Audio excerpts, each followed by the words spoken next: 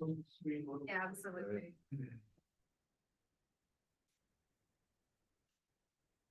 And you did YouTube as well? Yeah, we always did that. Okay, Yeah. so we're live now? Yeah. How's the frame? Is it okay? Looks good. All right, Uhuru, everyone. Uhuru, welcome.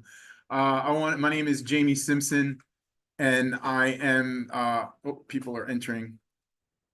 Someone else is on that, right? Okay. Your host. All right, so, yeah, Uhuru. Uhuru means freedom in Swahili. My name is Jamie Simpson. I'm the Southern Regional Coordinator of the Uhuru Solidarity Movement. And welcome to the Days of Reparations teach-in, fight for anti-colonial free speech reparations now. I want to thank everyone for coming out. I want to begin by apologizing for the late start to everyone here and to anyone online. You know, we had some technical difficulties, so thank you so much for staying with us. We felt that this was a really important event to hold. This is a Days of Reparations to African People event. Days of Reparations to African People is a campaign that the Uhuru Solidarity Movement holds every year. And let me back up for a moment and just say who the Uhuru Solidarity Movement is. So we are the organization of white solidarity with African liberation, with Black power, and our task is raising reparations to the African community, to the African liberation struggle. We're an organization that was founded by Chairman Omali Yeshitela, who leads the African People's Socialist Party. And I want to salute our leadership, Chairman Omali. I want to salute Deputy Chair Onezene Yeshitela and the entire National Central Committee of the African People's Socialist Party. We are, we have a...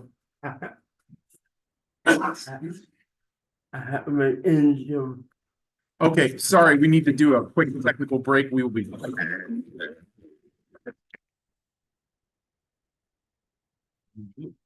Wait.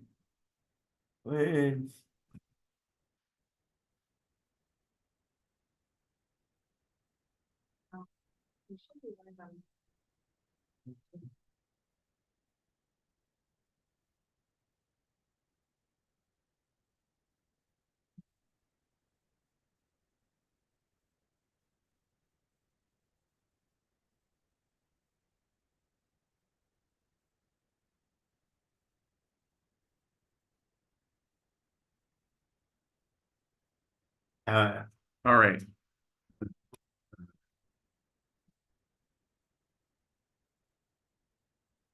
All right, we good? Yeah. All right. Let me know if the report is holding. Is the TV screen all right? All right. Once again, I am sorry for the technical difficulties. Thank you to everyone who has stayed with us. So yes, as I was saying, the Uhuru Solidarity Movement is an organization of white reparations to African people. It was created by the African People's Socialist Party and its leadership, Chairman Omali Yeshitela, to be a base of support in the white community for the African liberation struggle, and that our task is reparations. This is a way that we and the white community can become part of the strategy of African liberation. So our task is winning other white people to materially support the African liberation struggle. And we do that by raising resources to the economic development and economic empowerment programs of the African People's Socialist Party. And that's what this evening is about. Just to give you a heads up, we plan to raise $1,000 tonight towards Black Star Industries, the economic development umbrella organization of the African People's Socialist Party. And we'll get more into that later tonight. But we are very honored to have some distinguished guests with us tonight. I want to acknowledge the presence in the audience of Director Akile Anayi of the Department of Communications of the African People's Socialist Party. Welcome, and Uhuru, Comrade Director Akile. I want to acknowledge that we also have with us virtually, hopefully joining soon, although I don't see him on presently. So I don't know if anybody has the ability to reach out and see where Comrade Chair Jesse Neville is, but we also are going to be joined by chair of the Uhuru Solidarity Movement, Jesse Neville. And it's significant to have both Director Akile and Chair Jesse Neville with us tonight because of their long experience as organizers in this movement, but also because both of them were targeted by the FBI in a violent raid that happened in 2022. And Chair Jesse became one of the Uhuru Three. It's three leaders of our movement, including the main target, which was Chairman Omali Yeshitela himself, founder and leader of this movement, whom the US government attempted to imprison for 15 years on a bogus charge of being Russian agents, right? Which is just ridiculous when you think about it. Just the sound of that insinuation that somehow the struggle of African people for liberation and self-determination is led by a foreign white entity. So Uhuru. So the title of this meeting tonight is Fight for Anti-Colonial Free Speech, Reparations Now. And we felt that this was important to raise a discussion around the question of anti-colonial free speech at a time when we're seeing free speech attacked on so many different fronts. And this is not anything new. It's not anything new in this modern era, because we recognize that on July 29th of 2022, when the FBI attacked the African People's Socialist Party, we saw the first shot in the attack on freedom of speech for the anti-colonial struggle that would ultimately spread to other organizations and other people. But as always, it was the African liberation movement that came under attack first. So it just makes sense that we call people together to have this discussion now that we're in this era of Trump, right? That we're in this era now where this presidential memo has gone out, this memorandum on domestic terrorism that came out after the assassination of Charlie Kirk, labeling quote unquote organizations like Antifa as terrorist organizations, when it's not even an organization, it's an idea. So we're in some in a certain kind of way, new territory, but from another perspective, it's not new at all. It's not new to African people. It's not new to indigenous people who have never experienced freedom of speech or democracy under this system. So we're going to be discussing that tonight, and how you can become part of the African liberation struggle and the struggle for real democracy, real freedom of speech under the leadership of the African Revolution. So we're going to just for a moment take a quick pause just to confirm that we have our first guest speaker, who is chair of the Uhuru Solidarity Movement, Jesse Neville. And if everyone could bear with us for just one moment, we will be right back.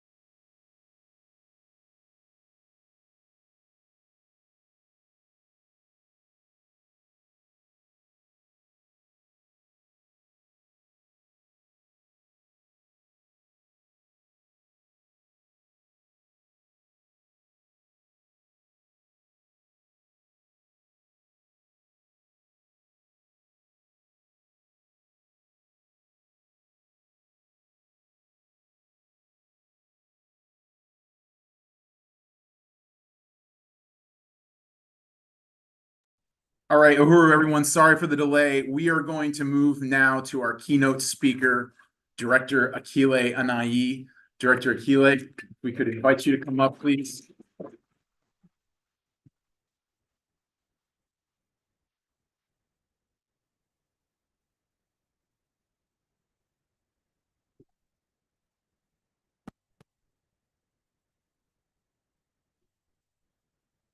Yeah. Takes a second for the TV to come back. Okay. but there's you should. I can go ahead and get started. Okay, well, Uhuru and Comrade Jamie already said Uhuru means freedom in Swahili. And it was actually a phrase coming out of the Kenyan Land Freedom Army, who was fighting, British colonialism. And, so we adopted the slogan Uhuru.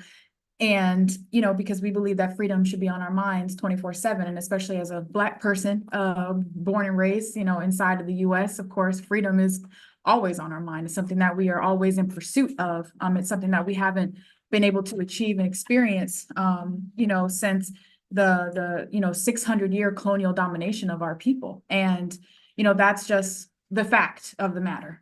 We live, in this situation, in this period today, as a consequence of what happened to, Africa 600 years ago, through the invasion by Europe. And so we'll talk a little bit about that in this presentation. But before I get started, I just, wanted to acknowledge and salute my leadership, Chairman Amalia Shatella, because I couldn't be up here having this discussion with you today without his commitment, more than 60 years dedicated to the struggle of African freedom. He was born out of the Black Power movement of the 1960s. And when Comrade Jamie said that, this period of political repression isn't new, and talked about how it's not new for African people, and the memorandum that comes out from Trump, we're looking at a similar period of when the COINTELPRO program was leaked. And but at that point, it was a secret. We didn't know what was happening to our movement, but now it's out in the open. It's, in our face. They hold a press conference to let you know, here's the strategy that we attempt to employ to stifle any kind of political dissent, and this whole thing about, right, we're talking about speech, just being able to criticize the social system, being able to tell the truth. You can't even have the truth.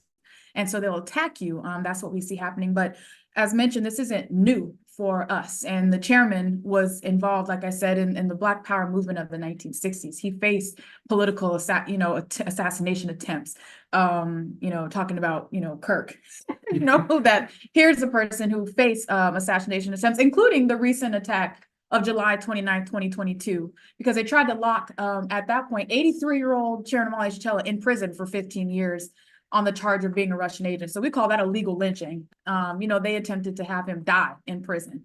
And he, and faced jailings throughout his, period of organizing. In fact, one of the jailings occurred as a consequence of political action that occurred right here in the city of St. Pete. Chairman Amalia Shatella was born and raised here in the city. In fact, city of resistance, which some might not know.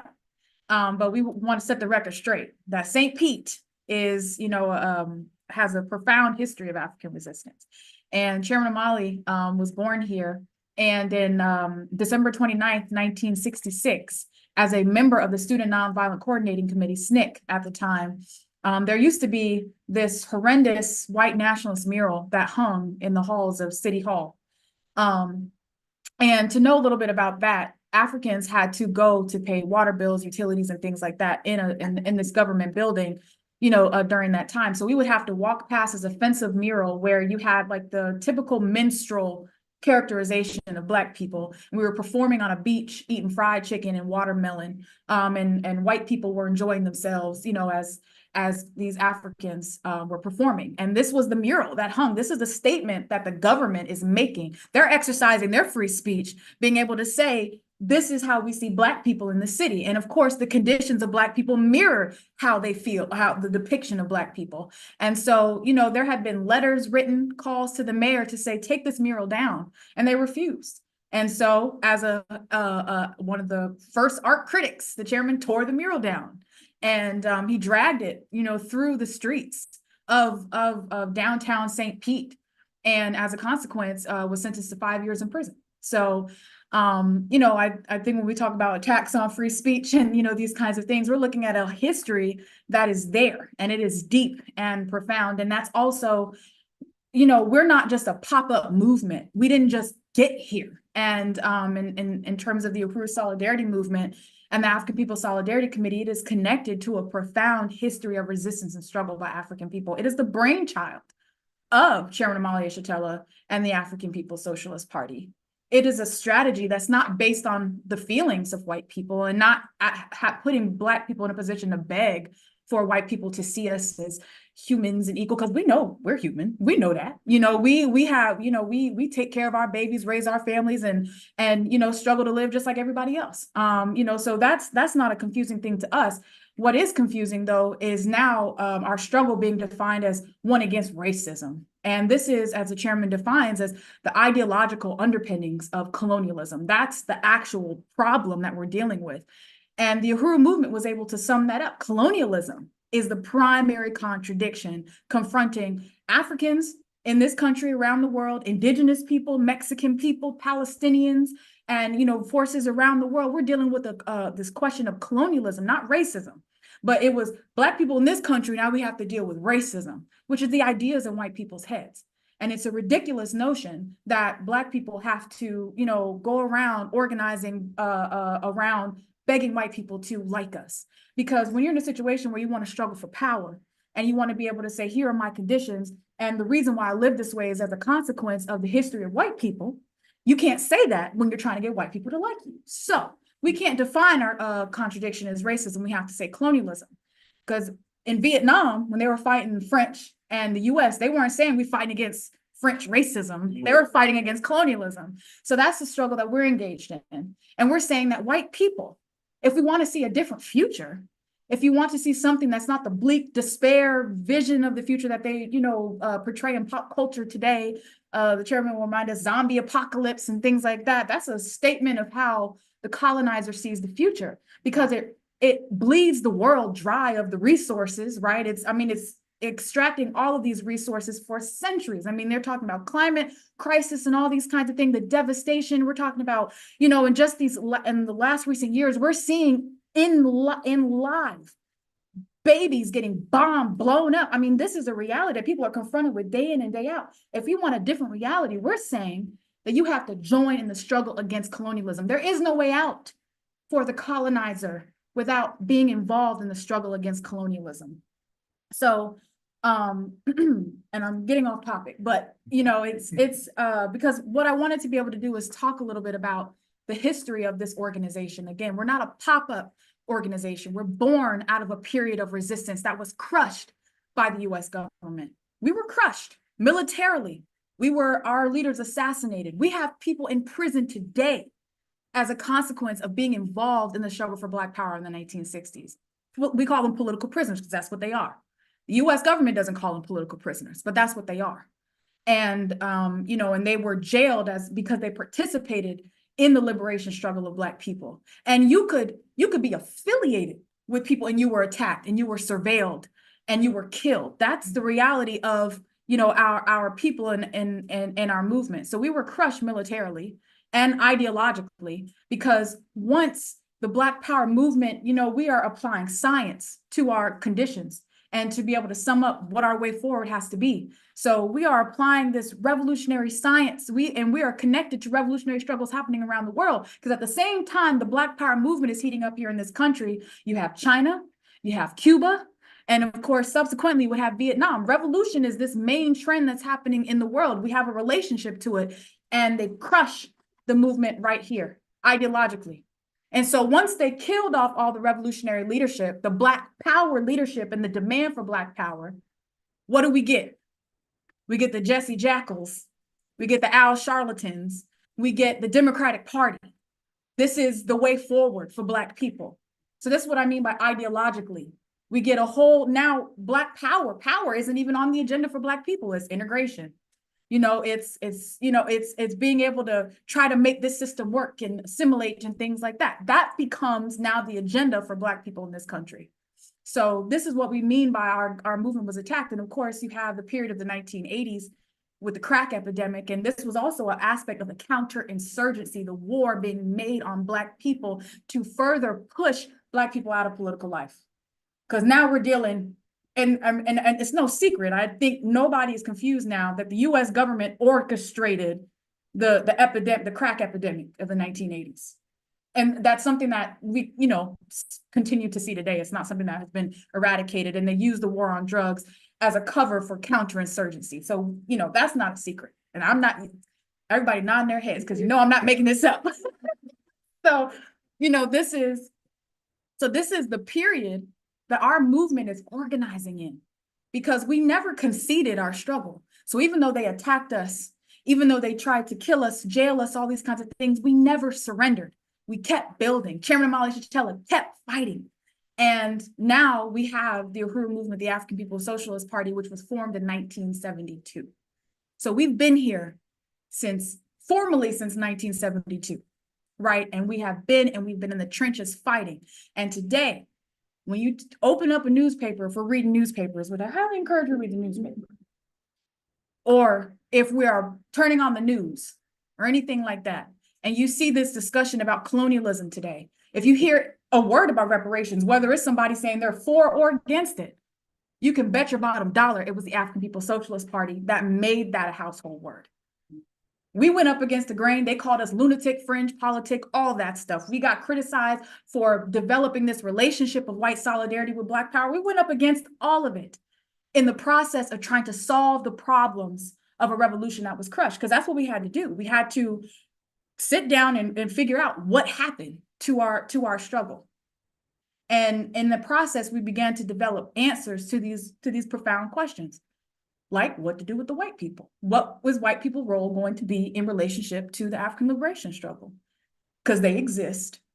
And unlike some explanations, we don't think you're mutants or something like that. We don't subscribe to a religious notion of devils or something like that. You're people motivated by material interests.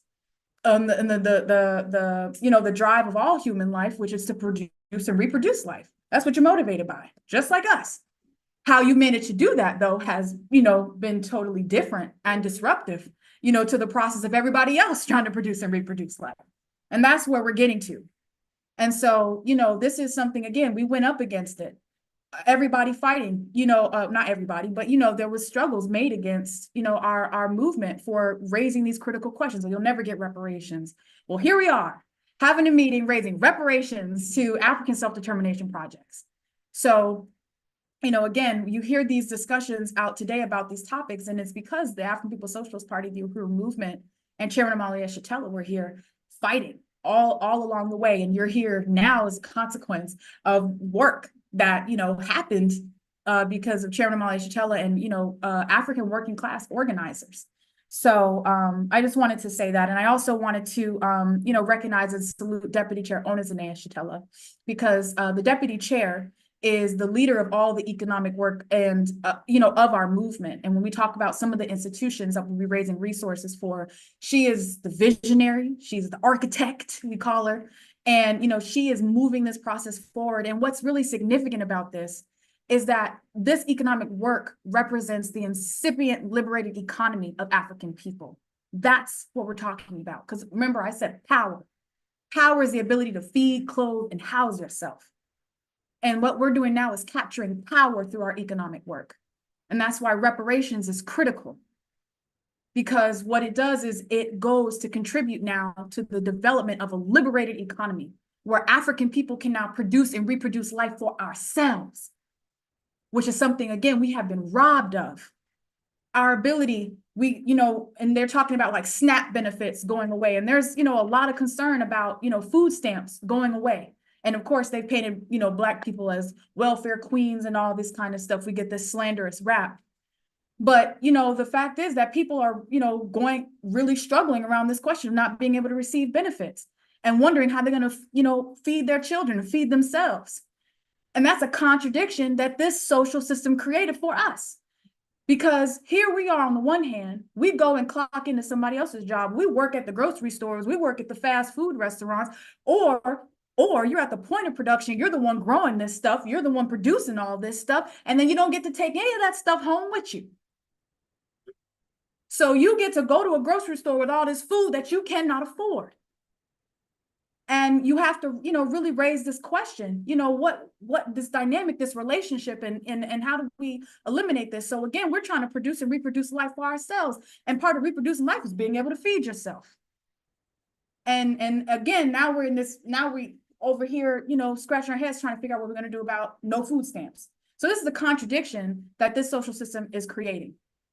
And again, when we're looking at a liberated economy, taking the power into our own hands to be able to do it for ourselves, to produce food, which we are doing, to produce housing, which we are doing, and the development of, infrastructure, because we're not waiting, because we believe revolution is a process. So it's not an overnight sensation kind of thing, like, some people may explain it to be. It's a process. And we're not waiting to accomplish any of this stuff. We're building it right now. And we can speak confidently about a new world that we want to create and call on people to be part of this new world because we are doing it right now. So again, I want to recognize Deputy Chair Onizane Shella, because that's a huge task, huge undertaking. And it's not just for Africans in the US, it's an international organization and, economic work that spans the, internationally, especially on the continent of Africa.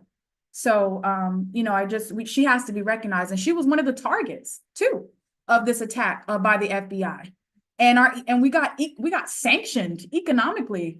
The banks closing down our accounts, closing down personal accounts, and giving no explanation in most cases, just shutting it down, calling back loans, even though we got stellar credit history and all these kinds of things. We have relationships with a bank for over 20 years, and they're just shutting us down like that as a consequence of these attacks. And that should tell you something about what it's about too. It was never about Russia. Why are you closing the banks down if it's about Russia? We're in North St. Louis. We're creating these programs right here in North St. Louis. Why are you shutting this down? And it's because of what we said, but it's also because of what we did, which was negate the influence of the colonizer and the colonial capitalist economy in our lives. We negated it by developing our own dual and contending power institutions. So that's why we were attacked. And we've been able to organize people, white people, to unite with that. That's dangerous because the colonial ruling class relies on complicity from the colonizer population, has historically, right? The European invasion wasn't impossible without regular, everyday, what at the time was white serfs, setting out, had no idea where they were going, had no idea what they were doing, but they did it willingly, voluntarily, when they saw the violence they would have to carry out. They did it. Regular white people were the state. It wasn't the kings and the queens and all that kind of, it was regular, everyday white people trying to escape the conditions of feudalism in Europe that, weaponized themselves, right? And so that's what the colonial powers have always relied on, is for their own population, even though they don't serve your interests, and they show you time and time again, which is why Jesse Neville, a white man, Penny Hess, a white woman, the chairwoman of the African People's Solidarity Committee, could be attacked. It could be attacked as a part of this attack on the African Revolution because of their breakaway from, complicity, this whole history of complicity with the colonial ruling class. And what we're seeing now in this period is a fractured unity among the colonizer population. And it's not just a Democrat or Republican kind of thing. It's a deep fracture because white people have no trust in the social system anymore, because the same benefits and things that, you've been able to rely on, the same dreams and aspirations that a generation ago you'd be able to have, you don't have it anymore. So now, the question becomes, well, how do you solve that problem today? And what we say is just not going to be solved on our backs. Like the period of, feudalism into colonial capitalism was. That white people don't get to achieve their rights and maintain their freedom of speech and association and rallying and all this kinds of stuff. You don't get to make that struggle. And let's say this too, because we talk about democracy. And we have to understand the difference between colonial democracy and anti-colonial democracy. Because what we have now is a colonial democracy. And what I mean by that is, as I mentioned, Europe wasn't even called Europe at this, Europe is a relatively new invention in human history. But you have this place called Europe today where white people escaping feudalism. And so there was no democracy under feudalism. There was the rule, the divine rule. You had the kings and the priests. That's that was the law and order, so to speak. And, white people achieved democracy as a consequence of taking away freedom, self-determination, a whole way of life from the majority of the peoples on the planet Earth. So now the US, a settler colony built on stolen indigenous land, where indigenous people don't have a say, with using stolen African labor in the oppression and exploitation of African people. And now they get to vote on how that process will work. And now they get to vote among themselves about who gets this land. And now they get to vote, on who gets this, on these resources, and who gets to control the state that will make sure that the people we've stolen everything from don't get to come and get it back. So this, now, white people get the right to freedom of speech. You get to break away from, Britain and everything. Now they get freedom of speech. You get freedom of, so you get all these things in the Constitution, where Black people were still enslaved in this country. So we're not confused about why they're attacking Black people for saying what we say. They'll attack me for saying what I'm saying about my conditions and saying we have to work to overturn them. So we're not confused by that, because the Constitution wasn't written for Black people. It wasn't written for the people that they were colonizing and oppressing. It wasn't meant for that. But you achieve democratic rights at the expense of everybody else. You rob the ability of, wasn't a single African or indigenous person in the room, as I understand it, when the Constitution was written. So you've robbed the democratic process away from colonized people, bestowed upon yourselves the democratic right to rule and oppress everybody else. And then again, the colonial ruling class now sharpens, itself and attacks its own colonizer population and takes those same rights that you used to be guaranteed. So now you got a problem. And some people call that problem fascism, but we're here to correct and say it's colonialism. It's colonialism. You got to make a struggle against colonialism, because again, we're not working to improve a social system that's built on genocide, theft, slavery, rape, and exploitation. There's no redemption for that. You watch a movie and they have like this villain character and he gets like a redemption arc. There is no redemption arc for colonialism. None. It's a failed, it's a horrible, it's a violent, vicious social system. So again, we are defining it as colonialism, a colonial mode of production. We're saying the colonizer has to be involved in that struggle, because what you're experiencing is the blowback from colonialism. You're experiencing symptoms of colonialism. And that's a new phenomenon in colonizer history. It's a new phenomenon. So yes, you're outraged. Yes, you have no trust in your own ruling class, and you shouldn't. They lie to you all the time. And, and they, are crushing the peoples on the planet Earth, and they are isolating you from the peoples on the planet Earth. Because when you look out at the world, you got people engaged in struggle everywhere. And everybody all knows who their enemy is. They know it's the US government, they know it's the colonial powers, and the same they know it's the UK, they know it's France, they know the same historic forces at play. And so they set their sights, their targets on these entities. So the world is clear, and we have to be very clear. And we have to say, what side of history are we going to stand on? And that's why organizing for anti-colonial free speech is really important, because you want to be able to say what side you stand on. And that means you got to say something, which means you need your freedom of speech. Yeah. So, so this is a critical struggle that involves your participation under the leadership of the African working class. And, I wrote a lot here and then didn't actually touch any of this, so I apologize, comrades. But I just I wanted to emphasize too that this isn't a Trump specific issue, or Biden, Harris, whoever is representing the Democratic Party at any given time. Because it was Democrats that called Black people super predators. It was Democrats that put 100,000 police officers in our communities.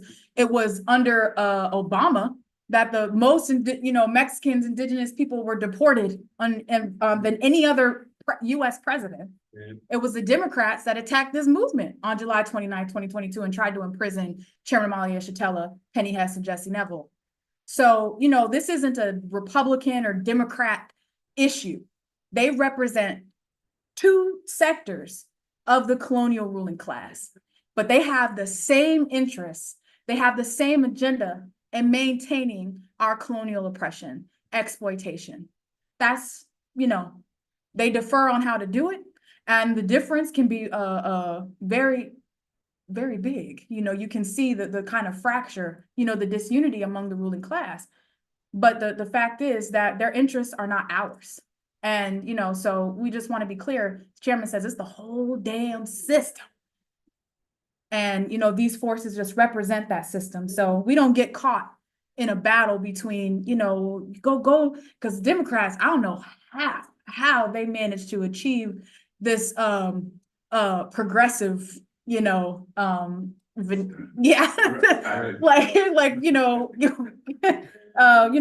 how that came to be. But of course, that's how they, protect themselves now. And of course, that's just because they don't say outright the things that they feel about Africans and Mexicans and Palestinians. No, they just carry out the atrocities. They just don't say it as bad as Trump might, right? So, but again, we're not confused by that. So we're not in a battle there between that. This is, a battle between, the past and the future. And we have to say, what is the future going to look like? And for us as African people in the Uhuru movement, we know what our future looks like. Again, because we're in the process of building it right now. We're not, taking you on a wild goose chase. We're not, asking you to join something that has no roots in history and no experience in the real world. We do, and you'll see that tonight once I finally stop soapboxing up here. So that's just what we want to call on people to do today. Participate in this process. If you're not a member of this movement, join this movement. And, the ability to make this future, they'll try to make it seem like it's impossible and that we just have to deal with this. But I'll remind us that the situation in the world today wasn't always like this, and it's man-made. It's not divine intervention, it's man-made. So if man has the ability to put it up, man has the ability to tear it down. And so that's what our responsibility is under organization. Again, under leadership of the African working class. We can get there. We will get there. We are winning, comrades. Thank you so very much.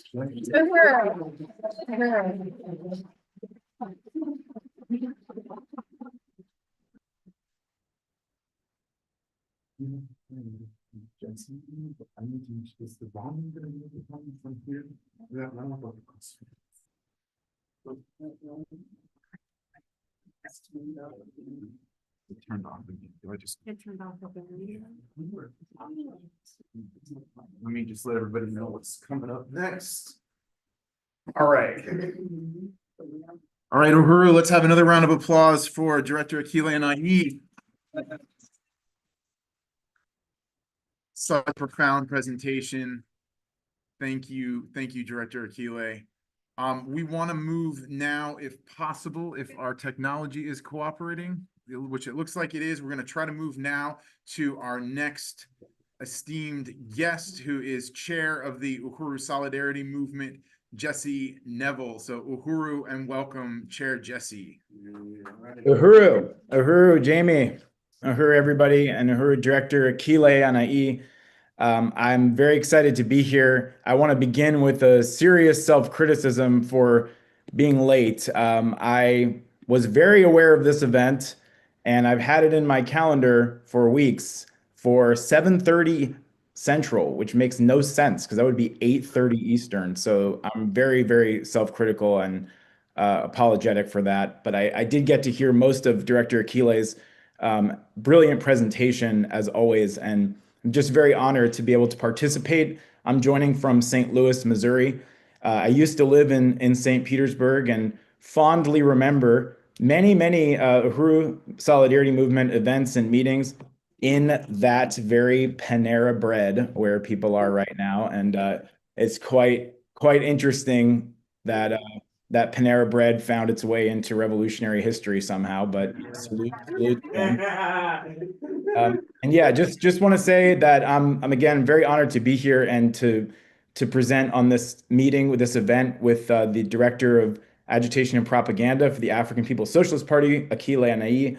And as Jamie mentioned, I represent and am the chair of the Uhuru Solidarity Movement, the mass organization of the African People's Solidarity Committee. And as always, have to begin by saluting and acknowledging my leadership, our leadership, Chairman Omali Yeshitela, and Deputy Chair Ona Zenea Shatella, and the African People's Socialist Party, of which Director Akile so brilliantly represents. And we, as the Uhuru Solidarity Movement, first of all, we wouldn't even exist. This organization was created by the party as a strategy of the African Liberation Movement.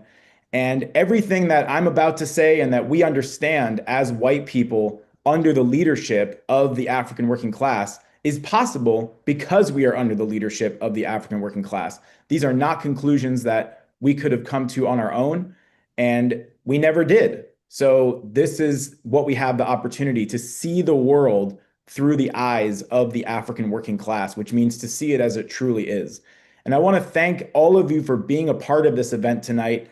And I think that it's already been made clear by Director Akile's presentation that this event and the events that the Uhuru movement holds are not just about talking, are not just about consuming information. They're about galvanizing us to take action, to get organized, to go out into our own communities and build the movement for reparations to African people.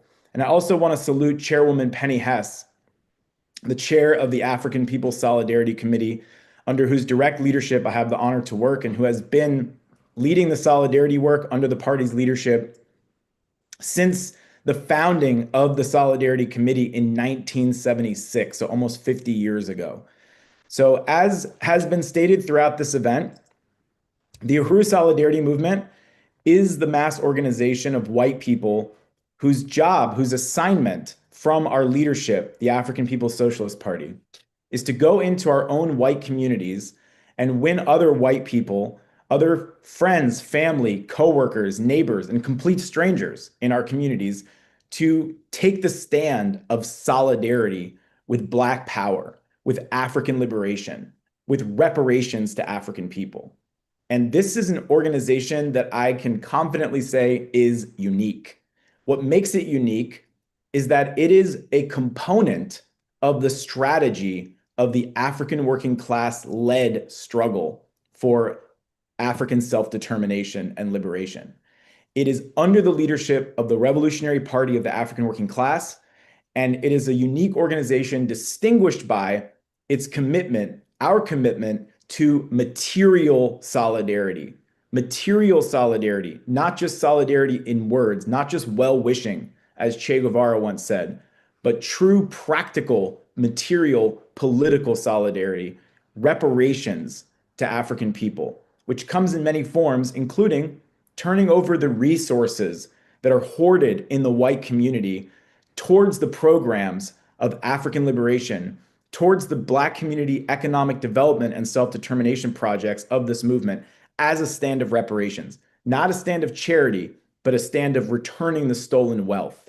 And this organization was built by Chairman Omali Shatella based on a few simple truths, which Director Akile has covered so eloquently up to this point. One is that the world for the last 500 to 600 years has been dominated by colonialism, by white power, by a colonial mode of production that came into being through the enslavement and assault on African people, the genocide against the indigenous people of this land, and colonial genocide and terror against the vast majority of the peoples on the planet Earth. And it is that system that created the basis of wealth, power, opportunity that all white people have access to in one way or another. All white people, including even the so-called white working class, sits on the pedestal of the enslavement of African people and the genocide of the indigenous people of this land. And therefore, the struggle for white people is not to take unlearning racism workshops to try to rid ourselves of bad ideas, but to join the struggle against colonialism as colonizers, as colonial settlers, as the profiteers of this system. It is our responsibility to join under the leadership of the colonized in the struggle to get rid of colonialism altogether. And that means reparations to African people. Reparations, which is a demand that Chairman Omali Shatella fought from the early 1980s to make it a household word, and today it is a household word, is a revolutionary demand. It is not a one-time payoff. It is not a favor. It is not an act of charity. It is a revolutionary demand for the return of all of the stolen wealth, resources, knowledge, genius, culture, ideas, science, everything that has been ripped off from Africa and African people for hundreds of years to build this society and to build Europe and the United States and the wealth of the white world. So we as white people are not going to lead the struggle against the system that benefits us, but we do have a role and we do have a responsibility in that struggle. We cannot be on the sidelines. And that role is to work under the leadership of the African working class, the true working class of the world, who have always stood shoulder to shoulder with all oppressed peoples as one people, as the Palestinian people, as the Mexican, the indigenous peoples, all oppressed peoples together as one fighting against colonialism. When we join under the leadership of the African Revolution, it places us in objective unity, true unity with Palestine, with the Mexican people, with the indigenous people, with all oppressed peoples around the world. And it calls on us to take responsibility for our history. Everybody who hasn't should read the book Overturning the Culture of Violence, if you haven't read it yet, by Chairwoman Penny Hess. Because what that book documents is that before there was a Trump, before there was a US military, before there was a police, it was us, regular, ordinary white people, who carried out the violence and the terror and the lynchings and slaughter and genocide that went into creating this system of colonialism. We were the shock troops. We were at the front of the barricades, leading the charge in committing absolute atrocities against the peoples of the planet Earth to gain our place on the pedestal on their backs. And this is an opportunity to rectify that history, to change our relationship to African people so that it is not a relationship based on oppression, but is a relationship based on solidarity and reparations. This is how all of us can be part of the human family, not just in some kind of sentimental way, but truly in a deep connection to the struggle of oppressed humanity to free itself from that oppression. So I really appreciate Director Akile's presentation, the points about democracy, anti-colonial democracy versus colonial democracy, and what Chairman Omali Shatella taught us throughout this entire struggle against the US government's attacks on him, on the party, and on Chairwoman Penny and myself as part of the attack on the chairman and the party, because they wanted to scare you away from supporting your true interests as human beings. They wanted to scare white people away from seeing the future in unity with African and oppressed peoples of the world. And obviously they failed, but that was the intention. That was the part of the political mission they were carrying out with that attack. And the chairman taught us throughout that process that the struggle for free speech and democratic rights has to be an anti-colonial struggle, anti-colonial free speech. In the 1960s, there was something called a free speech movement in California, which was led by white people, white leftists, that basically talked about, ultimately the right to use profanities or, say whatever wild things come to our minds. That's not what the anti-colonial free speech movement is about. It is about the right of colonized people to advocate and organize for their liberation from colonialism. And that is the essence of the question of free speech. Because as Director Akile mentioned, and as the chairman always points out, when the First Amendment was written, when it was ratified in 1791, African people were enslaved. The First Amendment was not written for African people, it was written for white people. And therefore, who else but African people would be at the vanguard, as the chairman says, of the struggle for free speech, for real democracy? Who else but the African people who didn't have those rights in this country to begin with would be the hardest fighters, would be the most courageous fighters for free speech and democracy for all? And that's really important to understand in this particular moment. And I'm going to wrap up in just a minute because, Director Akile mentioned this whole question of fascism. And the chairman has written a lot about this. I don't have time to read this entire quote, but in one of the chairman's political reports in 2021, he wrote that by the way, 2021, This is truer today than it was then. He said, "There are some liberals among us who would have us engaged in an unrelenting fight against fascism that they see in the utterings and actions of Trump. However, we never forget that we are colonized and that democratic colonialism is still colonialism. The fascism feared by whites and liberals looks very much like the colonialism Africans have experienced in this country for centuries." And he goes on to say, "The struggle against fascism is in many ways similar to the fight against racism in that it is a struggle to find a safe place within colonialism. It unites with one sector of colonial power against another, and it does absolutely nothing to destroy colonialism." And he goes on to explain that in the 1950s, when you had what they referred to as proto-fascism emerging with the McCarthy era, where Senator Joseph McCarthy and his committee were rounding up white people and others and accusing them of being communists and destroying people's careers and things like that. It was not white people, white leftists, white communists, white unionists, white Hollywood screenwriters who fought back, who rose up and pushed back against that proto-fascist encroachment on democratic rights. As the chairman says, it was Ella Baker, it was Fannie Lou Hamer, it was Rosa Parks, it was African people fighting for their liberation that broke the back of the slide towards so-called fascism in the 1950s. And today, as this fear of fascism rises to the surface, it will once again, it won't be the Democratic Party, it won't be the white left, it will be Director Akile, it will be Deputy Chair Ona Zanea-Shatella, it will be the chairman, it will be the African working class that leads the way and defeats this escalation of repression, because it began with the attack on African people and it will end with the liberation of African people. So I just want to close out by saying that, you know, we know about this presidential memorandum that came out, and this was something, I think it's called NSPM 7 is how they're referring to it now.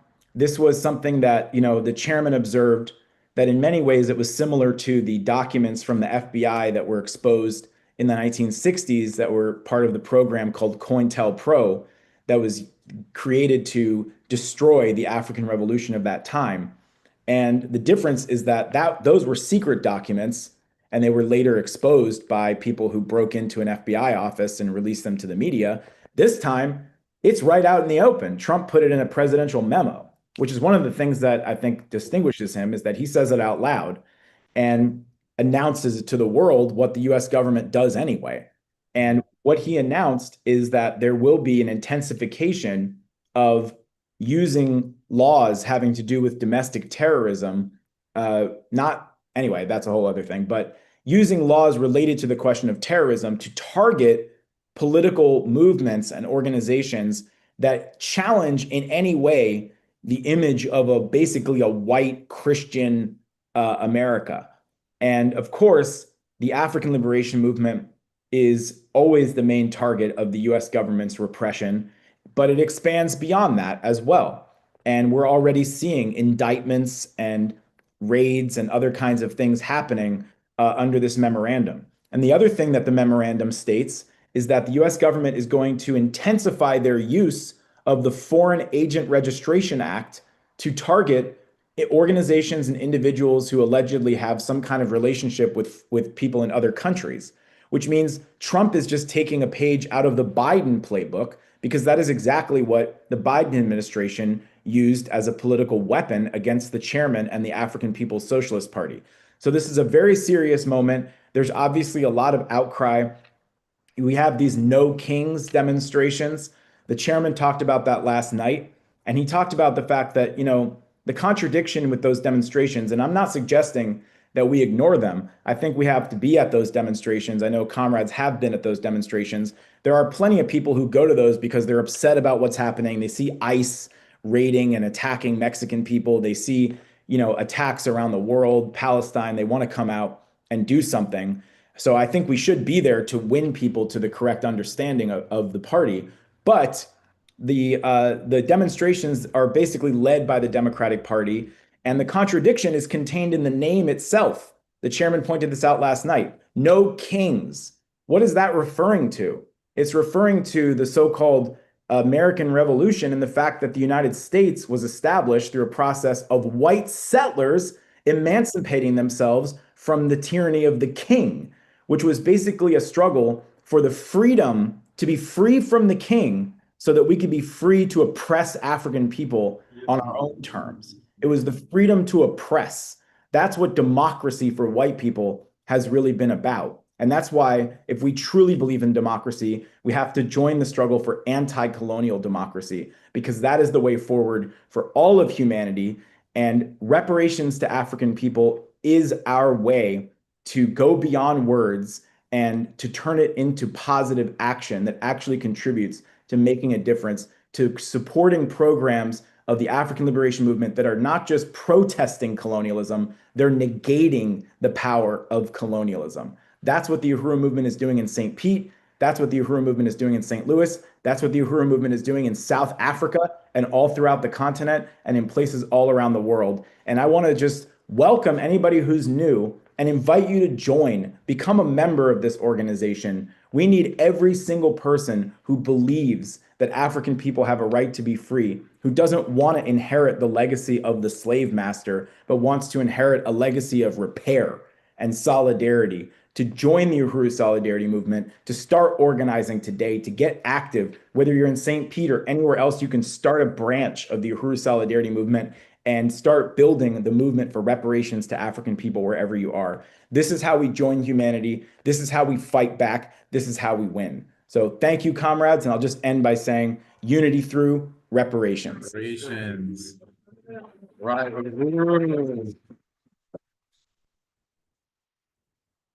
Right. Wow. Wow, what a powerful couple of presentations we've had. Uhuru, thank you so much, Chair Jesse. Thank you, Director Akile.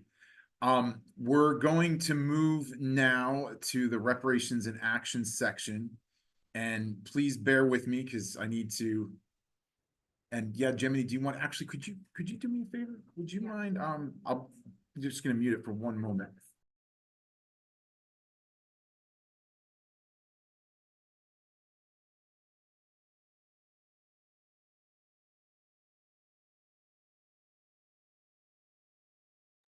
All right, just one moment, everybody. Thank you for your patience.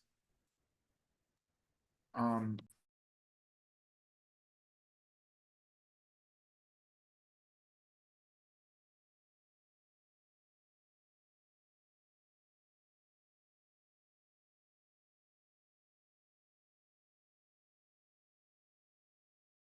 got one. Can't hear you, Jamie. Sorry, just discussing some technical things, making sure that my screen is okay. Just making sure that when I share my screen, everybody on Zoom is going to be able to see it. Nope, just go to the slideshow. Okay, but I need to hit Nope. no, just hit share. No, No, get the, yeah, there you go. There you go. I don't need to hit share. No, and now share. Okay, There you go. thank you, everybody. Then do the presenter thing, because otherwise you see like slideshow. Yeah, go up to slideshow in the top right. Top right, where's this slide? No, top right corner. Okay. Where's the slideshow. On No, down hit here. slideshow. There you go. Okay, but is this the presenter one that will show the notes? No, because we don't. so you need to. Okay. Hold on 1 second, everyone. We're almost there. Jamie, I'll share the slides and you can have yours open so you can see the notes.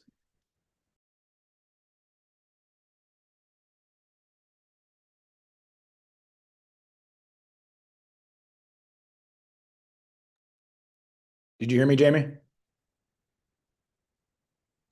Yeah, I heard you. So you're going to share the slides with Yeah. everybody on Zoom. Yes. So there they are. Okay, we're still missing the notes though. Thanks. Hold on 1 second. The notes we can have on our side, Okay, so so they need to see it. They're going to see our screen. that's the thing, is Okay, yes. um.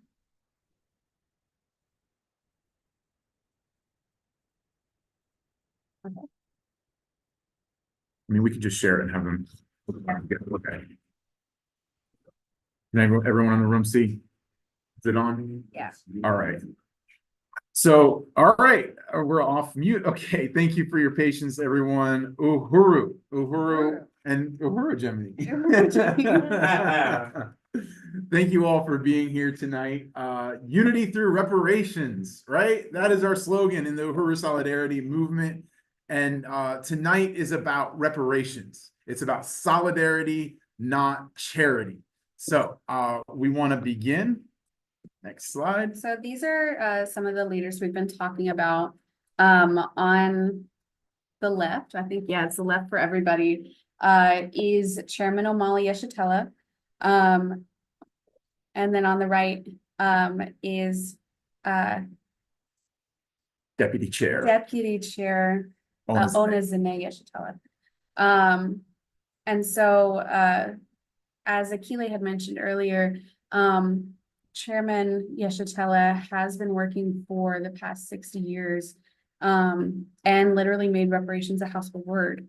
And then Miss Janae Yeshitela, she is the brilliant mind behind the Black Power Blueprint, which we'll be talking about later, and the economic development work that we're going to take a look at right here. Uhuru. And you know what, before we go on, I just want to introduce everybody to you, Gemini. Gemini Pierce is our secretary. Yeah, I'm the secretary of the Tampa Bay branch of the Uhuru Solidarity Movement. All right. Uhuru. Really glad to have you with us here tonight, comrade. And Jamie is the chair I of am. the Tampa Bay USM. Yes, and really want to salute, Tampa Bay USM, all our comrades here tonight and watching online. So tonight is about material solidarity. The Days of Reparations to African People campaign is what this is a part of. And that campaign is about material solidarity, right? So this is more than just well-wishing. It's about using our access to resources that we have as white people through colonialism, and returning those resources as reparations to the vanguard party of the African working class. So as we've said before, our goal tonight is $1,000. I've been keeping count. We have on the Zoom is 8 people. In the room here is like 9 people, 10 people. So that pretty much works out to if everybody gave a little over $50, we would meet the goal today. But if we had some folks that are perhaps a little more generous and gave like $100 or $250, that would get us to that goal way faster. And then, we can fill in the blanks after that. But that's our goal tonight. So we're going to try and work through it. And we're actually going to tell everybody where that money has been going to, the money that we've raised so far, and the projects in St. Pete and in North St. Louis that we have already accomplished and that we plan to build on even more in the future. Uhuru.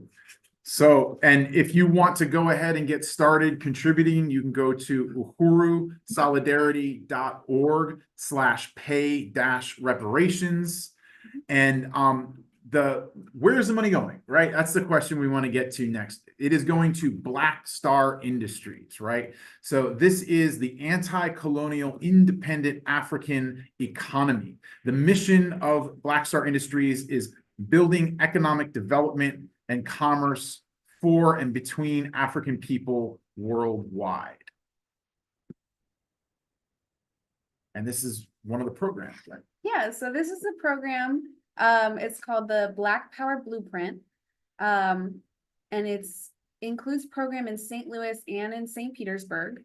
And it's a blueprint for work that can be replicated in cities all over the world, no matter where you are. So the goal is to build African working class economic power that negates the power of colonialism. Because as Akile mentioned earlier, colonialism took power and resources from Black people, and now it's our job to give it back. So what does the Black Power Blueprint look like? It looks like the Uhuru House and Aquaba Hall right here in St. Petersburg. This is a beautiful community center in St. Petersburg. It's available for rent to the community, and there are several other programs located at the Uhuru House. And of course, this was ground zero for the attacks that we've been talking about tonight on July 29th, 2022. This was one of the buildings raided by the FBI very, very violently. What neighborhood is it in? Oh, right. This is in South St. Petersburg. This is in the Black community of St. Petersburg, 1245 18th Avenue South in St. Petersburg. And I'm glad you asked that question. It was actually the entire block where this building is located in the African community was on lockdown by the police and the FBI on the day of that attack. So one of the other projects in St. Pete is the Black Power 96 radio. It is under the leadership of the station manager, Eddie Maltzby. And Black Power 96 is a non-commercial radio station owned and operated by the Black community of South St. Pete. It delivers a fresh sound featuring locally produced music and neighborhood news, as well as news and culture from the Caribbean, Africa, and the world. There is currently a lawsuit going on for Black Power 96 against Pinellas County for racial discrimination and violation of free speech and an opportunity to stand with its right to broadcast. So this is that free speech issue that we're talking about. They're trying to silence Black voices because they're bringing up real problems and real conversations that can move forward a larger consciousness on a lot of these issues. And that trial is happening very, very soon, and we'll tell you about that later. Yes, we will. And another thing that you'll hear more about soon is Uhuru Pies. Since 1981, Uhuru Pies has been part of building an independent economy for African people everywhere. And these pies are absolutely delicious. If you haven't tried one, you have to get one.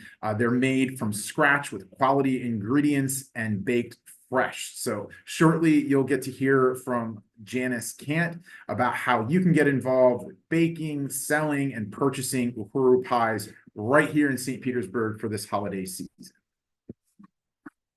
And then also based in St. Petersburg, under the leadership of Director Akile and I, is Burning Spear Media. So and they produce the Burning Spear newspaper, which we have a few issues back there. If you are interested, one issue is just $1. And then the African Internationalist books, pamphlets, and more information to understand and change the world. I don't know if we have any books over there, but they are available on uhurusolidarity.org as well if you go to the shop section. So where are we here? We're going to St. Louis. Yes. Do you want to take I this can one? do that one. Okay. So up in St. Louis, we've got a similar Uhuru house. I don't know, I definitely didn't know a whole lot about St. Louis before I got involved. But a lot of the land in North St. Louis specifically has been like on purpose. It's been let to just rot so that white developers can buy it up from its previously Black ownership and then gentrify.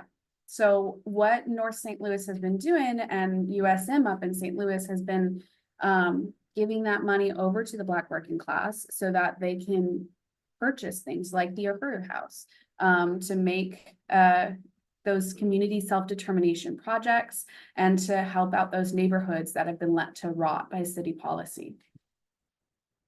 The Black Power Blueprint is taking positive action to transform those colonial conditions faced by African people through acquiring abandoned buildings left to fall apart by deliberate city policy, renovating and developing those properties into economic institutions and programs that are uplifting and empowering the whole community.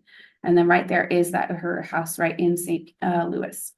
Right. And if you look to the right there of that shot, you see a little bit of what's on our next slide, which is the Gary Brooks Community Garden. And I want to remind everyone, if you want to support programs like this, you can go to uhurusolidarity.org/pay-reparations. And the Gary Brooks Community Garden is one of the most important programs. It's a beautiful community garden, building the capacity for African people to grow their own food and fresh vegetables, which is such a critical component, of fighting back, of negating colonialism, which creates these things called food deserts, right? Where it's basically impossible to get fresh food in African working class communities. So this garden has been giving away 1,000 pounds of produce every year. The African People's Socialist Party created the Black Power Blueprint so that it could be replicated in every Black working class community to empower the people and to prevent gentrification. I'm gonna go forward 2 slides. Oh, 2 slides. Nope, Nope. we're good on our Okay. side. Oh, okay, gotcha. In St. Louis, there's also the One Africa, One Nation Farmers Market. So this is creating an anti-colonial community commerce forum between the African working class in St. Louis, Missouri, and also in Philadelphia, Pennsylvania. And there is also the Black Power Vanguard Community Basketball Court. This was really a tremendous achievement. The Black Power Blueprint built the Black Power Vanguard's community basketball court in North St. Louis, where there was none, right? Where there was not only no basketball court, but there was no public facility for recreation for African youth or for anyone in that community. So this is a beautiful state-of-the-art facility that has just provided a space for the community to come out and enjoy themselves and get some exercise and have some fun. And then this photo is of the African Women's Doula Training Program that takes place inside the Uhuru House. And it's another transformative project of the Black Power Blueprint, building community-based solutions to the colonial conditions of infant and maternal mortality imposed on African people. So there is also the Uhuru Bakery and Cafe, which is coming up. It will be opening this fall as a local hub for the community to meet, organize, and enjoy nutritious baked goods and entrees, as well as provide employment, skills, training, and volunteer opportunities. And the city of St. Louis, tried to block the Uhuru Cafe from opening in what we understand, what is known as a food desert, right? It was really this outrageous attempt by the white ruling class and a particular white landowner to put the brakes on this African community initiative. But the Uhuru movement fought back against it, organized party style, brought the community out to support it, and they won the struggle, and the cafe will indeed open. Yeah. And then this is something, the Black Power Blueprint is also opening the Shambhala Uhuru Freedom Farm, which will be greenhouses that grow food year-round, and that fresh produce it will be used at the Uhuru Bakery and Cafe. So exciting. So another project is the African Independence Workforce Program. Now, the mission of the African Independence Workforce Program is to reverse the negative economic and social impacts of the colonial economy and prison system. So as APEDF Board President Onezene Yeshitela says, this will shape the future of African youth directly with housing, job training, life services, and economic development as a way of self-determination. And this is truly something to behold, especially the African Independence Workforce Program housing unit that they have in St. Louis. It's absolutely gorgeous. If you get a chance to go to St. Louis and tour it, I highly recommend that. Yeah. So this is the work of the African People's Socialist Party. It's not just in St. Louis, Missouri, or in St. Pete, Florida, but also in occupied Azania, which is also known as South Africa. And then this is the project Tutukani, which grows fresh food on the continent of Africa.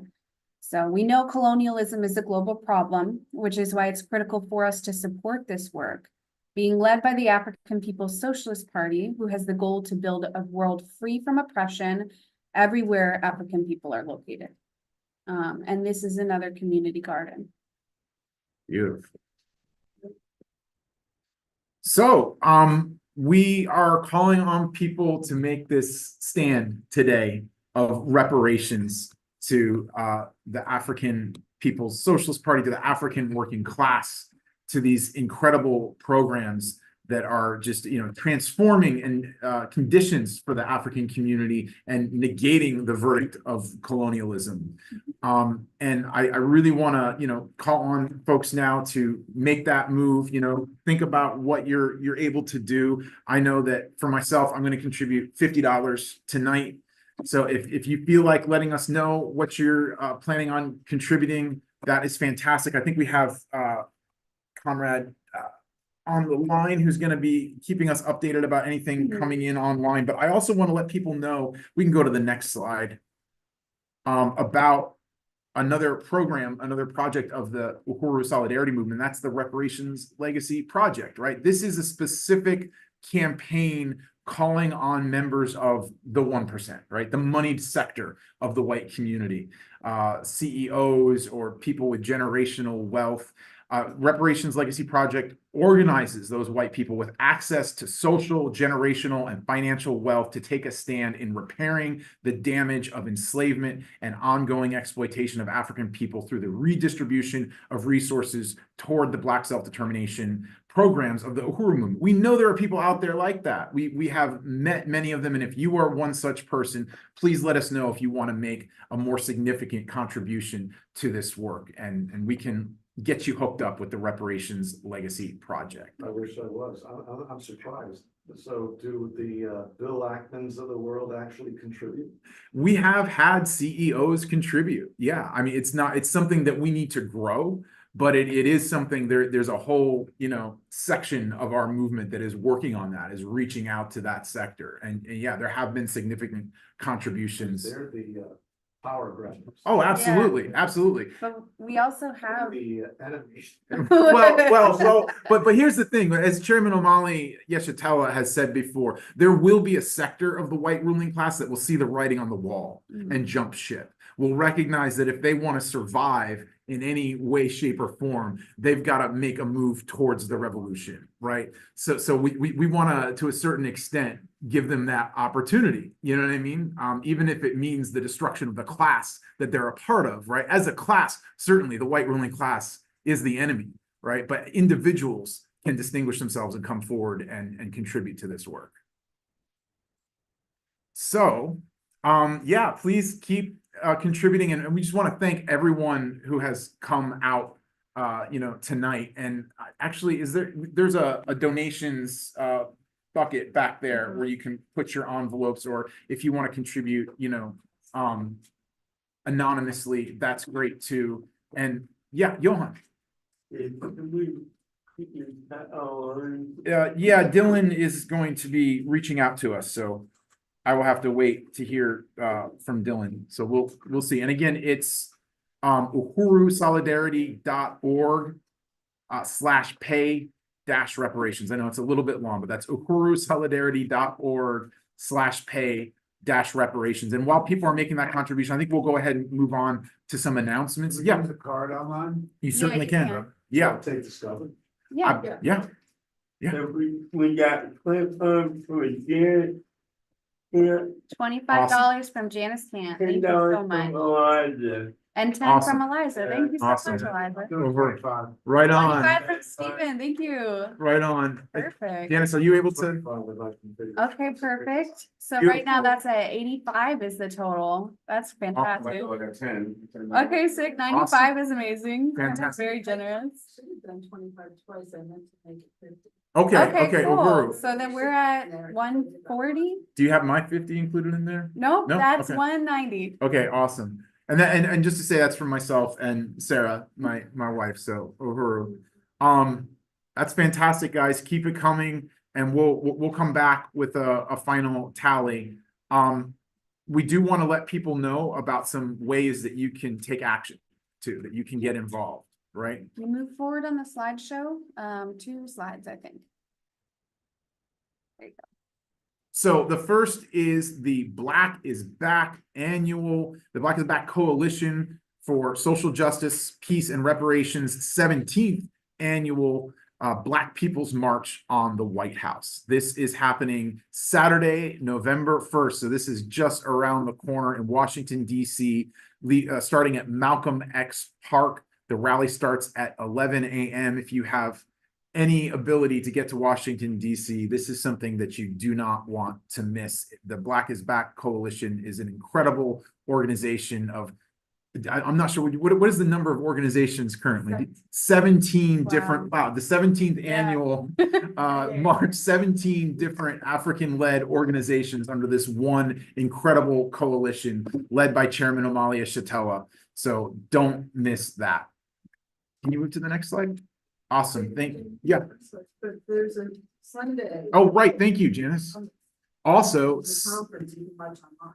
okay, and I don't have the information for that, but there is you can go to blackisbackcoalition.org. There is also a Sunday conference. Thank you, Janice.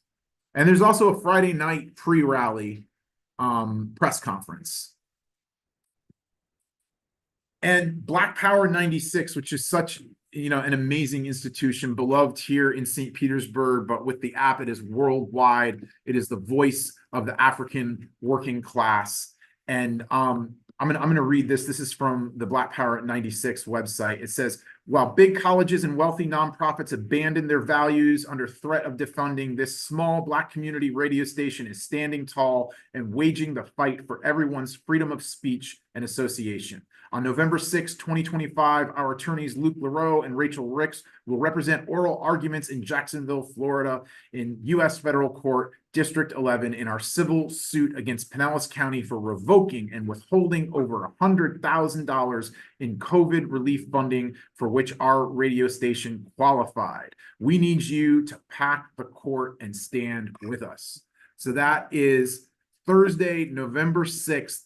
9 a.m. I know I'm going to be there. I'll be there. All right. Gemini and I will be there. So, and I think Director Akile, Sick. Director Akile will be there. Anybody else in the room? Hakeem? Hakeem will be there. Uhuru. Sick.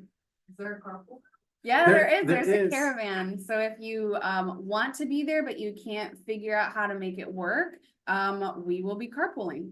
And there's a van going, and there may be space on the van left if you want a seat in the van. So please be in touch with us. Yeah, that's going to be really powerful, really important, ongoing fight for anti-colonial free speech right there. And then, of course, recently the heroic, the legendary Assata Shakur died on, I believe it was it September 25th? Yes, the same Yes. day the memorandum. The Oh, same wow. day the memorandum. Wow. Wow. And, you know, Assata Shakur was just a heroic icon and African revolutionary freedom fighter who defied U.S. imperialism by, after she was targeted for assassination and imprisoned, her comrades liberated her from a U.S. dungeon and got her to asylum in revolutionary Cuba, where she remained for the rest of her life until just last month.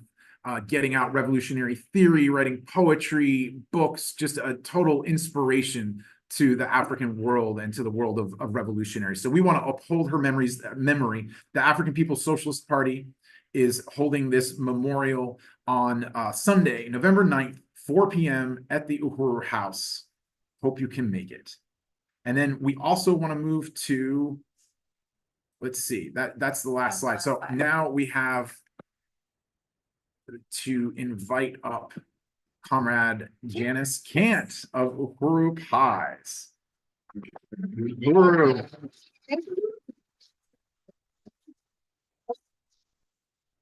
And let Do me we have any just updates on the numbers? Any new texts? Yeah, but we. let's see. Paulette, 25. Paulette 25. Thank Thank you, Paulette. Uhuru. That's Okay, and looks like there's an email for me, so I need to get that up for the other latest. And this needs to be double. Do you know if Jesse has this slideshow? So, but we can. We're gonna share a screen here. Okay, we're gonna share the screen ourselves, Jesse. for the Uhuru Pies. Can I move it? I have to move it then, right, or somebody? No, I You don't can think, just come right back nope, I think over you just here. come sit down on this chair and I think we're Give me good. one To move second. the slides. Hmm? Yes, yeah. Yeah, you yeah, have to yeah, move you the moved, slide. oh, I thought you meant the TV. No. Hey. Well, I gave everyone the packet, which I'll be talking about, but the front page, I want to see if people would like, after we talk about what it means, you can sell and Uhuru Pies, to fill this out and turn it in before you leave so that I can, get back with folks who want to sell Uhuru Pies. So you can be looking at that, but let me just, all right, this is get in the time to, is this done? Is this right up there? No, Are you it's guys- not showing the whole thing. What's happening? It's in the center of, but reference to the Black Power 96 press conference. Will the Black Power 96 press conference be live or televised? I'm not sure, okay, Yes. yes. Yeah. Yes, it will, and we are going to, please stay tuned, everyone, we will have a question and answer section coming up right after this presentation. How do I get it out of presenter mode? Okay, do we just hit escape? Oh, okay. And then go back to slideshow. And just do it. Okay, can you do it without notes, is that okay? Oh, sure, I'll make it up. There we go. All right, so this is Sayali Moyenda, who's on the team in St. Louis for getting the mix with the Uhuru Pies. And we are doing this both in St. Louis and St. Petersburg, Florida. And again, salute to the chairman who's the leadership of the worldwide struggle and all of our, has created the vision and fought for economic development, and for deputy chair who has implemented these type of, dual and contending power. This is the national team of the Uhuru Pies and Foods. So Maureen is the director and production coordinator in St. Louis. I'm the manager here, St. Pete. Sayali does outreach and pop-ups coordinator in St. Louis, and Allison is the project director and volunteer coordinator and peer-to-peer coordinator for St. Louis. This has been 44 years of revolutionary work building the independent African economy. This started 1981 in California. It was a way to raise, resources and take it out to broad masses of people. And, as Director Akile said, the incipient economy of for independent African people. It's not a business owned by an individual, but part of an independent African economy that African people are building to own and control, to once again own and control resources, including our own food production and distribution.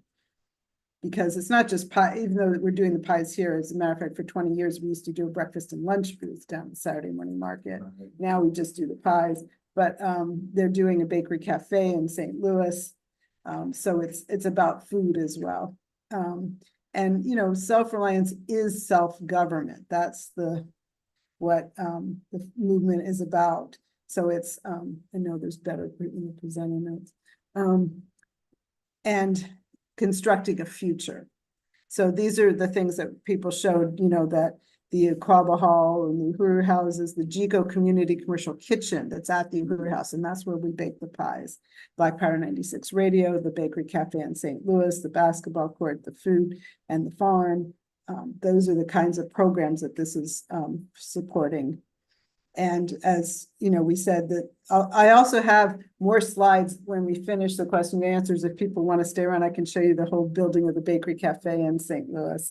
But the fight to get a permit just to build what used to be a restaurant. I mean, it was clearly a political attempt to stop it, but it's all been local contractors and support from the community, people just coming in. I was out in St. Louis for 2 months this summer, helping on the construction and everything, and people just coming by going, when are you going to open? What are you going to have? It was really obviously needed and wanted, and everyone's like, I'm going to come by. So it's really, really beautiful too, and this isn't even finished, but this is the kind of, institutions that the community, the beautiful and healthy that the community deserves. And so our goals for 2025 is to sell, and this is St. Pete, 1,200 to 1,300 pies from October to December. We build and promote Black Star Industries, which is like the umbrella for some of the different programs, like the One Africa, One Nation Marketplace, the Planet Uhuru Apparel. They're all part of the economic infrastructure of the Uhuru movement. Build an Uhuru Foods and Pies team, and in St. Louis, launch and win customers and support for Uhuru Bakery and Cafe. So what I did was I gave everyone a pie seller packet, and you have the cards that show the sizes and the prices and the flavors and where you pick them up from. You can get them, you can order anytime at uhurupies.org, and you can pick them up. Generally, it's Fridays from 2 to 5 at the kitchen when we bake. Saturdays 9 to 2, that's out at the Saturday morning market. Tuesday and Wednesday before Thanksgiving, and Wednesday the 24th. So we do holidays, colonial holidays that, we like to have an unthanksgiving, or, but if people do celebrate, have friends, and so we do hundreds of pies on those days. And this was a good, Uhuru Pies is a good conversation starter at your family dinner, or, as well as a way to support the Uhuru movement. So you can join the team. We have volunteer recruitment, promotions, sales, production, operations. There's something for everyone. You can do it virtually. We have like for production, that's generally on the Fridays, but sometimes other days. So if you're available, you want to come pie filling, just assemble and bake pies. You don't have to have experience. You can coordinate volunteers in the kitchen. You can help with the inventory and shopping and production kind of things. We have, the production shifts, and we also have big holiday bakes. You do not have to have experience. Like on the Monday and Tuesday before Thanksgiving, we have shifts. You can help package the pies. You don't have to, a lot of assembly that's not, required at the kitchen. And then the sales, this is the part where we really need everyone's participation, because we can bake as many pies as we can sell. So you can sell individually to your friends, family, coworkers. You can make sales calls. We have the list of everyone who's bought pies for the past 5 years. And they're the most fun calls to make, because you call and people are like, oh, it's the pies. And they're like, Joe, what do we want this year? I mean, it's really, people really do appreciate, the calls. And we also text people. So we need, that. The Saturday morning market, where we need people down there. And we have people who are Solidarity Movement members, Steve and Liza, who have been staffing there. And it's pretty much 7 a.m. till 3 p.m., including the setup and breakdown. So any part of that day, we really need people to help, especially if you're outgoing and, can talk to people and tell them about the movement, tell them about pies. And also you can staff the holiday pickups. So on the Tuesday and Wednesday before Thanksgiving and the 24th, to be at the Uhuru House when people come in to pick up their orders. And people can, if you live, like I was saying to Hakeem, if you live in Gainesville, you can take orders and tell people to meet you at a certain place at a certain time when you bring them back. You could bring them on, you could come here and pick them up Wednesday morning or Tuesday night or something. And, we can arrange it. So if you're out of town, you can do that. Or if you have 10 or more pies, we'll deliver them, to somebody if it's within, the area. We have some people like, companies that'll buy for gifts, and we have Harbor that does it every year. I mean, this is how many pies can you sell? Can you tell us, can you sell 20 pies? Who are you gonna ask? Make yourself a list of, I know, people you're gonna ask. Can you make calls to the, previous body organizations or groups or employers or business owners for group sales, or anyone who would take the pies sale? If they have a coffee shop, or this is the part of the sales toolkit, which has the order forms, It has dates and pickup info in it. It has flavors, ingredients. It's got a write-up in here of, you know, with all the dates. It's got a couple pages that says how to get orders. Call me if you have any questions. You know, we want to get in orders. We can do it by Thursday at 5 p.m. for any Friday or Saturday, or like by, say, Sunday before Thanksgiving. And then we also have a phone banking script. So if people are going to make calls, we'll train you. And we also have training for people who are out at the market. We have training. It's really fun. You know, it's a great market. People may have been there, 100 and some vendors. There's live music, there's food, and people are you know, so help us staff that. You can we give samples with different tastes, so you get to learn, you know, what's in them, you get to taste them. You can get donations. We get a lot of extra donations from the sales. You can promote the movement. You can do setup and breakdown if you just want to like help with the lifting, that kind of thing. You can see our samples. We sell slices too. So it's we really need people out there. If you want to come and join us, let me know. You can staff the pickups, as I said, on the days before Thanksgiving. Those are all bags of pies that we're waiting for orders for people to pick up. So yeah, we do hundreds. And also you can help us recruit volunteers, like posting for the volunteers, phone banking, outreach, responding to volunteers who inquire, staffing and confirming people who are signed up, orienting volunteers, keeping a database, that type of thing. Also, we need people to poster and leaflet. We put these out in stores, like the cards, and we have you know, like a flyer poster, big color one that people will put up. And so this month is the time when we need people to help do that, do outreach at events. We were just at Halloween on Central dressed as pie slices and handed out. We did, yeah, I saw Eliza there. Peg and we handed out 1,000 flyers in like 3 hours. I mean, it was just unreal. Yeah, and people were like, oh yeah, I want to do, you know, some people knew us. I'd hear them walking by going, oh yeah, they have the best pies. So, Yeah, we do. Taste of social justice. Yeah. And outreach at any events. And we also have an e-newsletter that we need people who can it's a program. So it's not like you have to know a lot of graphics, but you can put it together of like, you know, we send it out every couple of weeks. We need to send out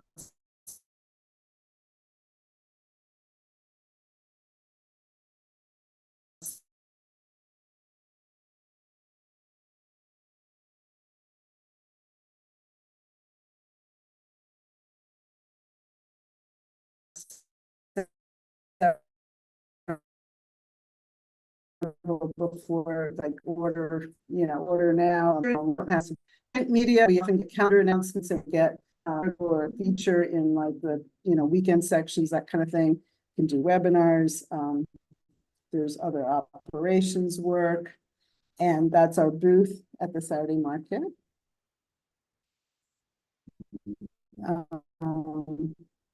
And so, like, again, tell us what you can do tonight. If you have any other ideas, or you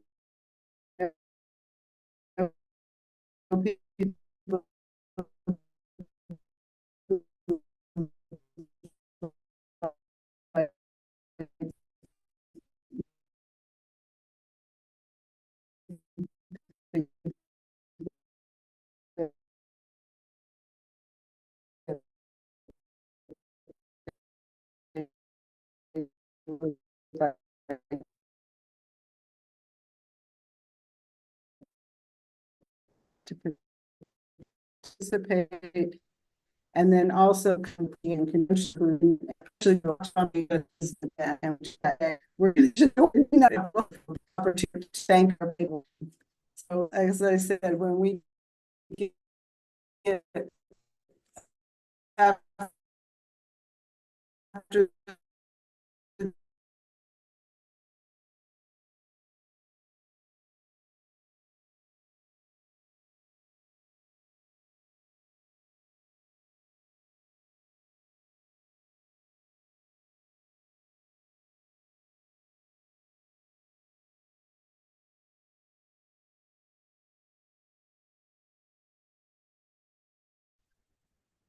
All right, can everyone hear us? Are we back? Uhuru, Can someone let me know we can hear you. It's a little choppy though. if everyone can hear us? Oh, so it's a little, maybe it says we're maybe it will be better if I turn my screen off for people to at least hear what we're saying here, but we're moving to a question and answer section, so we want to open it up. If people have questions in the room or online, please go ahead and either put it in the chat.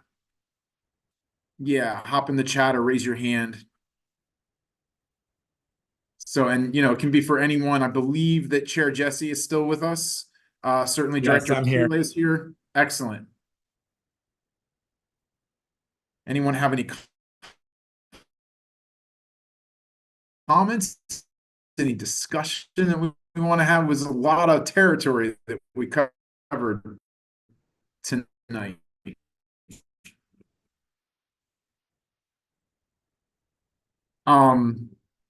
Yeah, Johan. Well, and I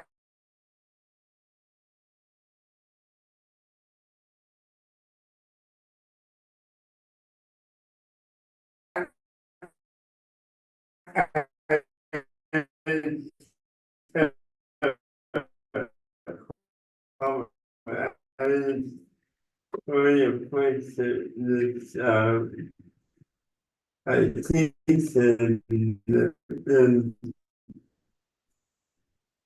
the is what the big about and you know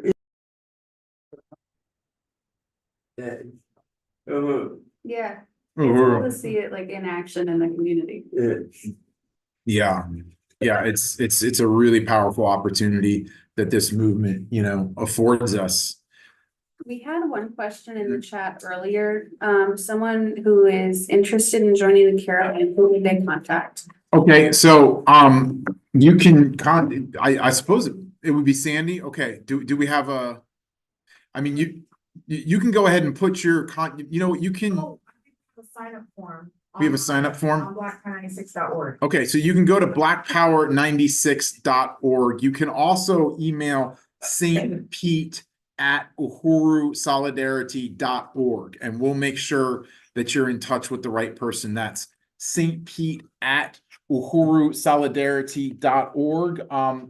Let's see, you can also call Chat now. 727-280-6345. That's 727-280-6345. Yeah, the blackpower96.org website has a form that says, sign up to pack the courthouse. Okay, And then, people can fill that out as well. okay. So yeah, if you go to blackpower96.org website, there's a form that says pack the courthouse. Thank you for that question. Was there another question that came in online? I think we answered it. It was about if the press conference was gonna be available to view. Okay, and it is, right? Yeah. Janice? Well, I just want to thank Director Keeley and Jesse Neville, Uhuru Solidarity Movement. Head, chair of the Uhuru Solidarity Movement for those presentations, because there was so much in them, and I know that's why, it's like taking it in and thinking about it, but I just really appreciate the analysis of what's going on right now. The thing about the no kings and the colonial democracy, because I think that's so key. If people are like, everybody keeps quoting the founding fathers and crap, and it's like, if you even think of that, and to that it's a safe place, that what people are trying to do is go back to for white people, a safe place within colonialism. And it just reminded me too of when, I know Jesse mentioned the free speech movement in California. That was really actually because people who were involved, there were white people who went to the Mississippi Summer Project in 1964. And they were asked to go back to their communities and, bring out what was happening to African people in the South, right?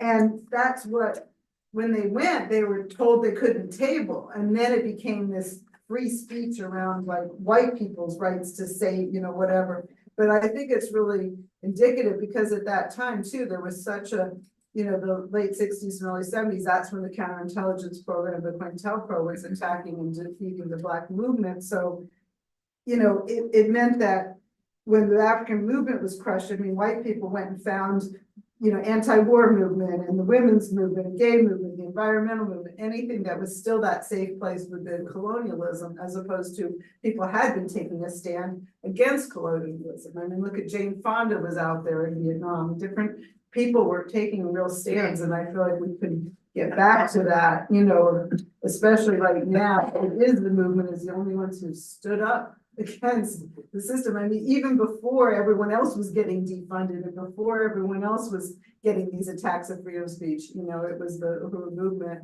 African people that were, have nothing to, no stake in the system, nothing to lose. And this is in our interest and it's our future. But we can, because I don't want to be in a colonial democracy, nothing, and continue these wars around the world against everyone. So anyway, I just thought of that one. It's hearing, and I just so appreciate, this kind of discussion. And if people missed last night, there was a solidarity webinar where Chairman Omali Shatella was speaking and answering a bunch of questions around this whole topic. And I think it's available on YouTube. Yeah, it is. If you go to, is it? It's youtube.com/Uhuru Solidarity. That's youtube.com/Uhuru Solidarity if you want to check out. So you're on Yeah. Katie Halper's show last night too, on YouTube. Yeah. There's, I mean, Chairman's just everywhere. It's really powerful because it's, Pardon? Video. Turn on the video? put yourself in the. Oh, well, I turned it off because the internet was unstable, but yeah. Can people hear me still? Yeah. Uhuru, Jamie. Uhuru, Jesse, yeah. Uhuru, this has been a great event. I really appreciate all of Janice's comments just now and all of the discussion. And again, salute to Director Akile and also you and Gemini and Johan and everybody else that made this happen. I am gonna have to go in a minute, just trying to get everything sorted out for the weekend with Black is Back. And I don't know if the word has gotten around about this yet. I don't know if Director Akile knows this, but I've actually been prevented from going by this whole process with the probation and everything. But we are going to have a great USM reparations contingent, and Comrade Amanda is going to be coordinating. So we just have some last minute things we got to get resolved for that before people head out tomorrow. But I just want to echo the call for people who can to go to Jacksonville for the hearing, the oral arguments, and the significance of that truly cannot be overemphasized as part of the whole struggle for anti-colonial democracy that's been spoken about tonight. It's really, really critical. It matters for Black Power 96, and by extension, it matters for everybody who values freedom of association, independent media. It's a huge case. It's hugely significant. So I really wish I could be at that, but that's not going to happen, unfortunately. But that's going to be a momentous, event in political and legal history, to have Black Power 96 going up against the Pinellas County Commission and that judge that dismissed the complaint with prejudice, as they say. So it's going to be very powerful. And I also, salute and echo the call for people to participate in Uhuru Pies. We're very excited to do so here in St. Louis this year with the new upcoming Uhuru Bakery and Cafe. And for anyone who is not yet a member of the Uhuru Solidarity Movement, I just want to reiterate the call. If you're online and you're not in the St. Pete area, you can start a branch where you're located, and we will work with you. And if you're in St. Pete, look at these amazing comrades you have. You're joining a great branch. So I really encourage people to, step up, sign up, get involved, and take a stand through organization under the leadership of the African working class. So, Uhuru and Jamie, I do have to jump off, so I just wanted to say these things. Uhuru, Chair Jesse, thank you so much for being with us tonight. Uhuru. Running out of time. All right, well, we are getting close to the time when we're gonna have to make a move here. So I just really want to, oh yeah, I think Johan, did you want to say something? Have we raised? I think has anybody been doing a tally? I think that we might have, because I think we made at least 200, but am I 215 is the current 215 is the current total? Okay, thank you for keeping that tally. So I will put in the rest. Whoa! Oh, man. Wow. That's incredible.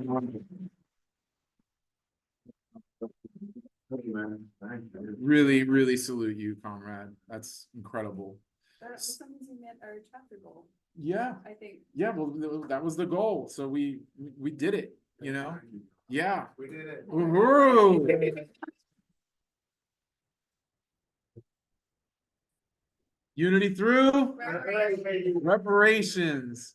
Uhuru. Really want to echo, you know, the salute to you, Director Akile, for being here tonight. Thank you so much for that powerful, profound presentation. And thank you to everyone who came out, you know, who contributed, who made this event the success that it was. We will continue to fight back against this dying colonial system under the leadership of the African Revolution.